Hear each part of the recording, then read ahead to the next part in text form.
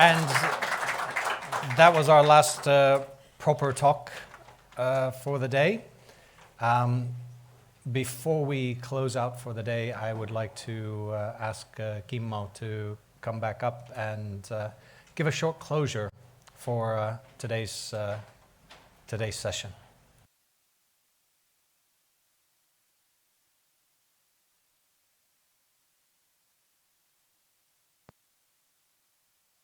Thank you. I need to say that the huge amount of information we have received today, it's really difficult to absorb or adapt all that.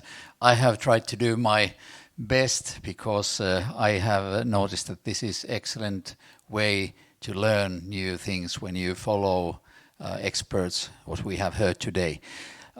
Ene said in her presentation somehow that the geological information is so useful in so many areas in society.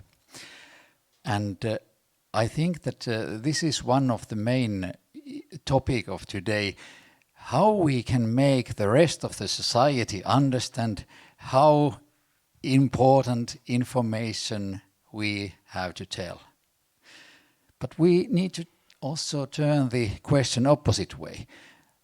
How we can even better understand what the rest of society needs from us. And Asko mentioned the key word, doing more together, learn from each other and tell things to public. Courage to tell things to public. So Simon told us very global figures. The figures are so heavy to think that we may be quite desperate. Can we really do the things that we have some kind of political understanding that we should decarbonize the world? But how huge the task is ahead of us. But on the other hand, with this geothermal examples, Alan told that big changes are possible in short time when he showed the figures about the heat pumps. And we had excellent practical Alvar's presentation how the small family houses and even the small spas can use this geothermal energy. And Ivar told us this systematic approach, how we are going to solve the geothermal potential, once again, together. So the information and how huge amount of information we have, like Hanna and Pekka described in their presentations, the challenge how to manage the huge amount of information, but even more how we can put that in understandable way, once again, so that the rest of the society can understand our message. That's huge task. But the positive way is that I think that we have an order, we have a public order to give our best. Even at the European Union, they have realized that, oh yeah, we may need some raw materials. Timo Tatar encouraged us to cooperate more. Markus told us what kind of changes we will need in legislation and regulation so that we can improve the public understanding and at the same time speed up investments we need. And these final last examples that Pasi, Lauri and Johannes told us about the practical projects. We touched all these difficulties and once again the understanding of geology throughout societies and how we understand the society's needs to protect landscape or environment and at the same time improve our standard of living in that sense that we can maintain our welfare.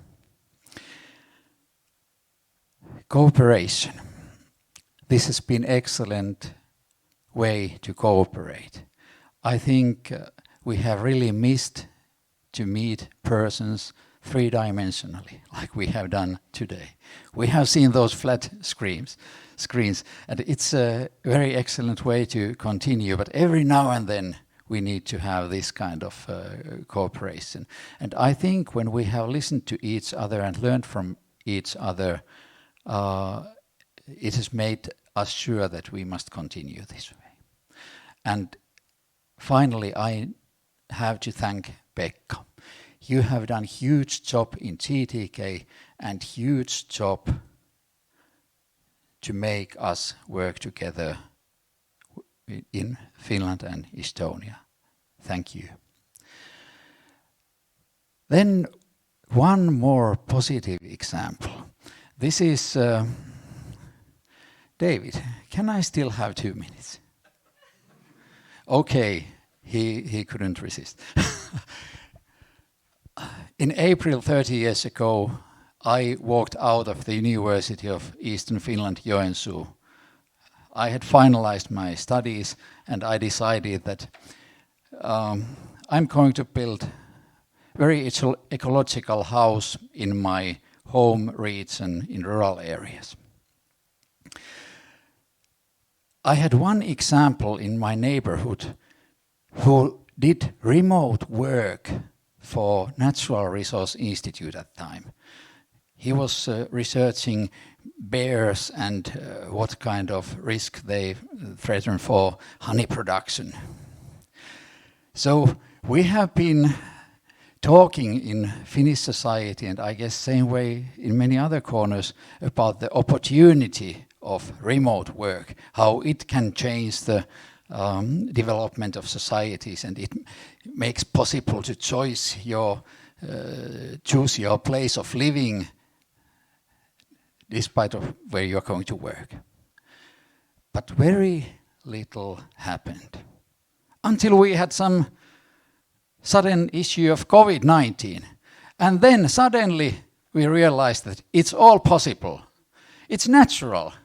We have hybrid model. We do remote work. We can live wherever and we can work wherever.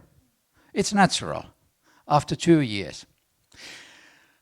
I hope that we will see same kind of changes that was thought to be impossible, but suddenly they seem to be possible.